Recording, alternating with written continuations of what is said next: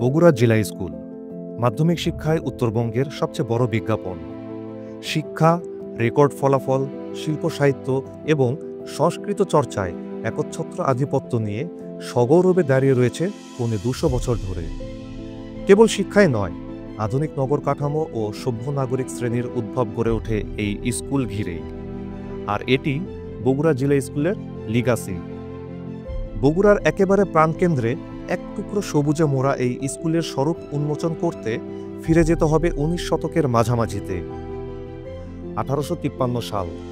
তখন বগুড়া জেলার ম্যাজিস্ট্রেট ছিলেন British officer mister Russell. Deputy Suryakumar মুখার্জির সাথে আলোচনা করে ঠিক করেন তাদের পরিকল্পনা। ফলে প্রথম একটি সরকারি স্কুল পায় বগুড়া। কাগজ কলমে এটি বগুড়া জেলা স্কুলের চলতি ইতিহাস হলেও শুরুর গল্পটা কিছুটা ভিন্ন। ১৮৩৫ সাল। ভারতবর্ষে ইস্ট ইন্ডিয়া কোম্পানির শাসন বিস্তারে ব্রিটিশ ধারার শিক্ষা প্রচলনের প্রয়োজন পড়ে। লর্ড মেকলে ভারতীয় শিক্ষা ব্যবস্থা নিয়ে তার পরিকল্পনা পেশ করেন। অফিসিয়ালি ভাষার সাথে পরিচিত হতে সমগ্র উপমহাদেশে কদর বাড়তে থাকে ইংরেজির। ১৮৪৪ সাল। বাংলার প্রশাসক তখন লর্ড হার্ডিঞ্জ যোগাযোগ বাড়াতে গুরুত্ব দেন ইংরেজি শিক্ষা। সেই তৎপরতা ছুঁয়ে যায় উত্তরের রাজধানী বগুড়াকেও। এ সময় স্থানীয়দের উদ্যোগে বগুড়ায় যাত্রা শুরু করে একটি বেসরকারি ইংলিশ মিডিয়াম স্কুল। সূত্রপুর ব্রহ্ম সমাজ মন্দিরের ধারে গড়ে ওঠা স্কুলটি হয়ে ওঠে বগুড়ার ইংরেজি শিক্ষার সূতিকাগার। ফিরে আসি ১৮৫৩ সালে।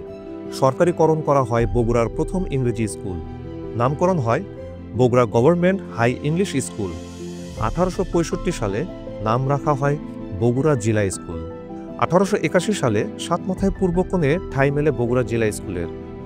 ১৮৮৫ সালে নতুন প্রধান শিক্ষক বাবু গিরিশচন্দ্র মিত্রের চেষ্টায় বিশাল এক দোতলা ভবনে শোভিত হয় স্কুলটি।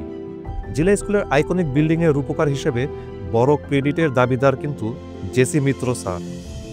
১৮৮২ সালে লেফটেন্যান্ট গভর্নর স্যার রিভার থমসনের মনোরঞ্জনের জন্য সাতমাথার পূর্ব ধারে একটি থিয়েটার হল নির্মাণ করেন শেরপুরের জমিদার বাবু রাধারমন মুন্সী। ব্রিটিশ ঐতিহ্যটি স্কুলের পাঠাগার হিসেবে ব্যবহৃত হয়। শিক্ষাক্ষেত্রে উত্তরের পায়োনিয়ার বগুড়া জেলা স্কুল, তাই বহুদূর থেকে ছাত্ররা পড়তে আসতো এখানে। ছাত্রদের আবাসনের জন্য ১৯১৯ সালে নির্মিত হয় একটি দোতলা ছাত্রাবাস। ১৯৭১-এ তখন দেশজুড়ে পাক বাহিনীর ভীষণ আক্রমণ প্রতিরোধ গড়তে বগুড়া জেলা স্কুলের অসীম সাহসী ছাত্র শিক্ষক স্কুল মাঠেই নেন প্রশিক্ষণ। এক অসম যুদ্ধে প্রাণ হারায় স্কুলের ৯ জন ছাত্র। এরপর জেলা স্কুল দখল করে সেনাঘাঁটি বসায় পাক বাহিনী। সহযোদ্ধাদের হারিয়ে আরও ভয়ঙ্কর হয়ে ওঠে অকুতভয় ছাত্ররা। তাদের সাহস ও তথ্য জোগাতেন স্কুলের শিক্ষকগণ। ১৩ ডিসেম্বর ১৯৭১ জেলা স্কুলের সাবেক ছাত্র মেজর অবসরপ্রাপ্ত এটিএম হামিদুল হোসেন নিশ্চিত ট্যাঙ্ক হামলা ঠেকিয়ে রক্ষা করেন স্কুল ভবন।